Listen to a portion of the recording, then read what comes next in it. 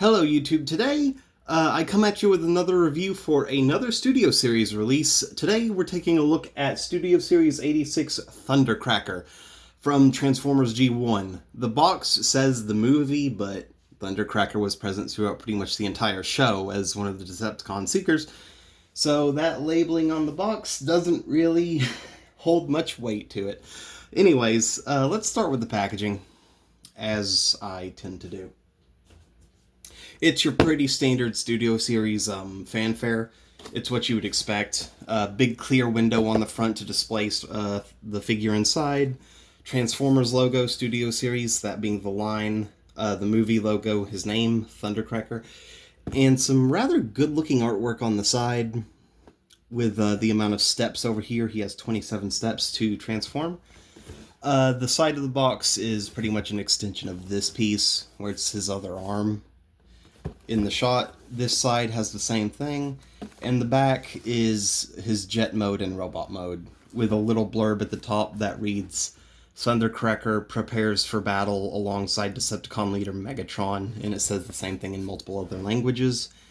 And it has a screenshot from the original show, with Thundercracker there, and Astro Train, and it looks like Kickback and Long Haul, or not Long Haul, he's one of the Constructicons, but a couple of Insecticons are in the screenshot as well. But the box is nice. It's what you would expect from this line. But the main event is the figure itself, Thundercracker. And one little quick thing I should probably mention is due to tariffs, he is a bit more expensive than other Transformers coming out right now. I got this on sale for $25 at a local shop. I'm not going to specify because that's not really necessary, but I got him for 25 bucks at a local shop, and normally he's $43 due to tariffs. I'm glad I didn't have to pay that much. I'm lucky I didn't have to pay that much, but I did get him for cheap. But a Studio Series is a great line, but individual figures being worth $43 is a bit of a step. The 86 Optimus was already $90 like normally, but that even that was a little much for Optimus Prime. But Thundercracker here is a spitting image of his G1 cartoon model. He looks amazing. The blue is extremely vibrant, the gray is nice and solid, and the black on his arms and feet and these little decals on his shins looks really, really nice. I love the red and white stripe on his wings with the Decepticon logo just hidden back here. And the back of the figure is actually not too bad. It's a lot more clean than you would expect it to be.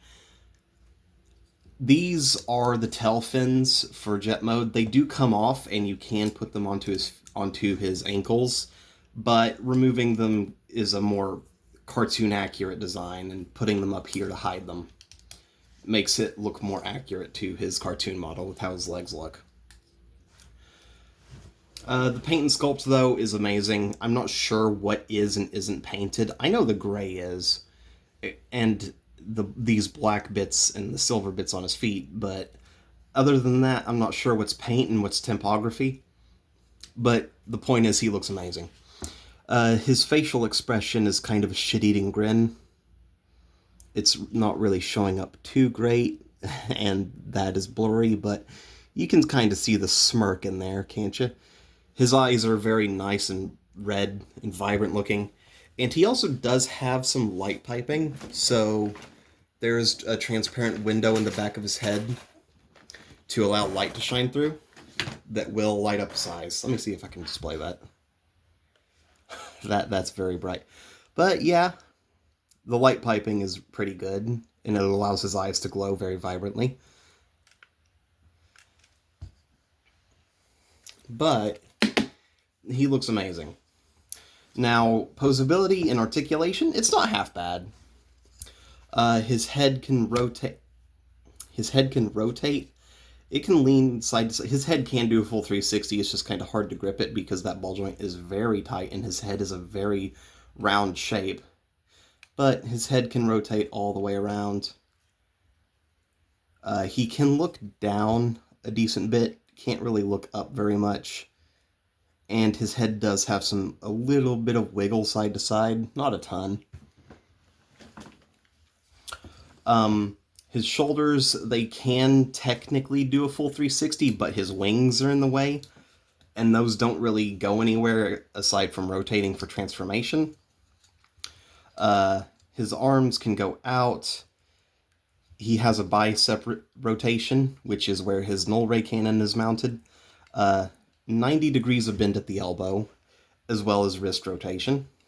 The wrist is on a ball joint, but it's seated decently far back, so it is pretty much only rotation at the fists.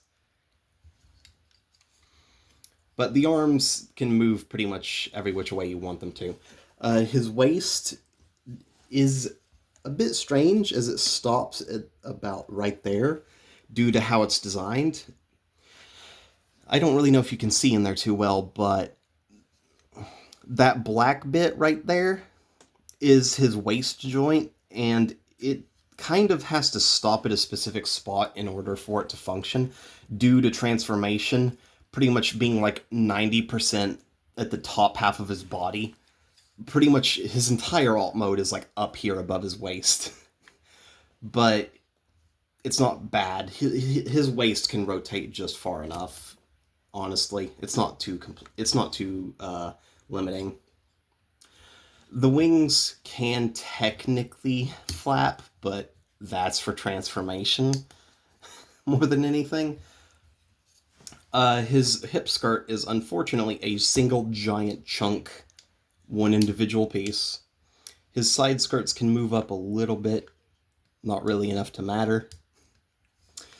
The legs can kick forward about that far before they stop. He can kick back a little bit. The legs do a full split. He has thigh rotation, as well as a 90-degree bend at the knee. And his ankles can rock in and out decently far. So, articulation ain't too bad on him. It's pretty serviceable and functional. The only real gripe I have with it is just not being able to do a whole lot with the wings to get them out of the way. But that's not the biggest deal in the world. So, I guess now is time to transform him. It's a pretty fun transformation, a pretty cool one. So I'm going to make my life easier and take his guns off. And take the tail wings off.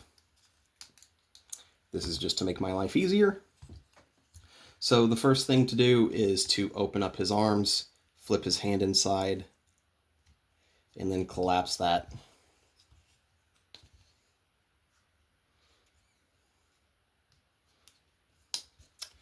And then the next thing is to split the waist in half by arcing him back.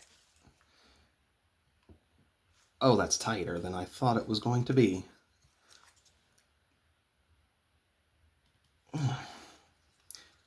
Okay, there we go.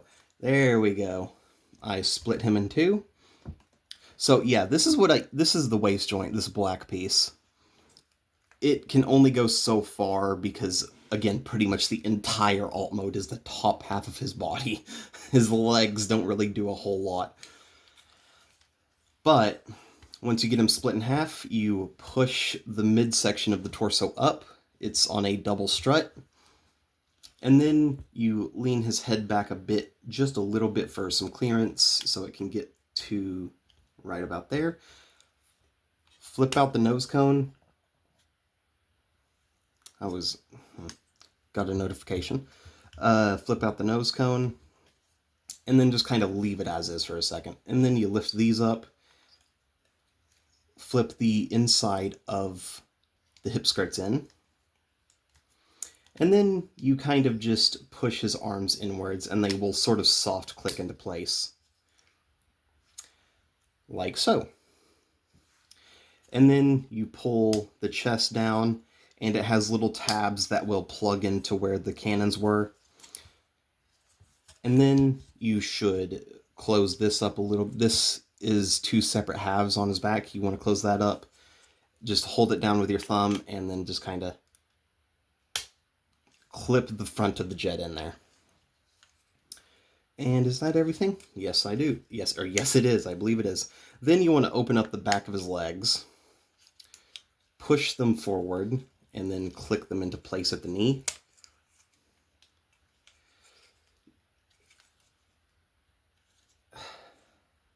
This leg really does not like cooperating. There we go. So, a quick point of contention. When you're transforming him, ensure that the knee pad is touching the thigh.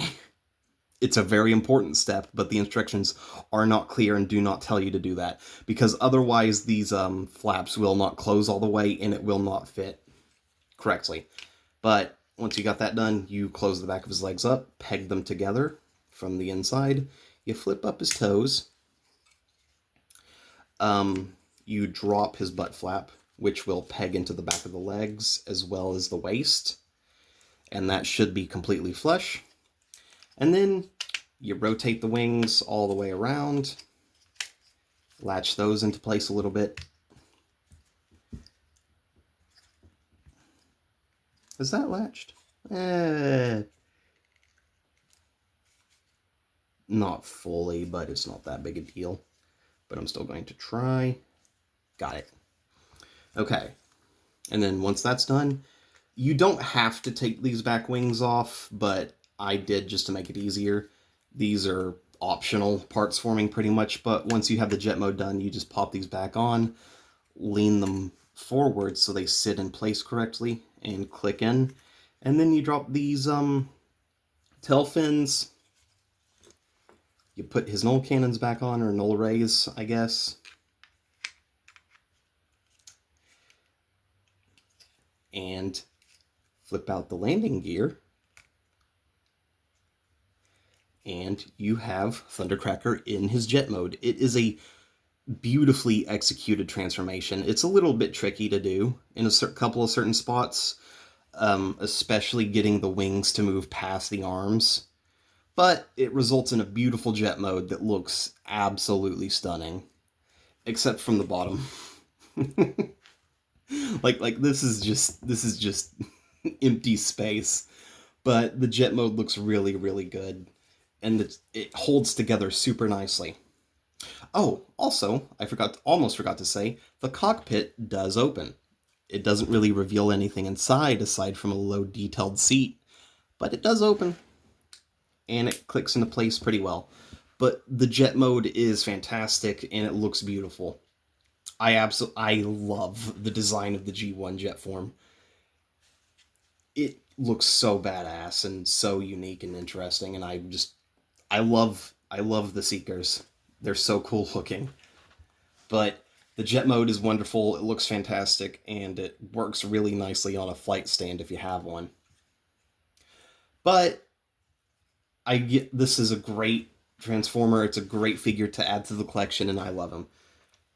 He's probably an easy, 7 out of 10, maybe an 8. But I think that's it for this video, but I'm out. I hope y'all have a good one. Peace.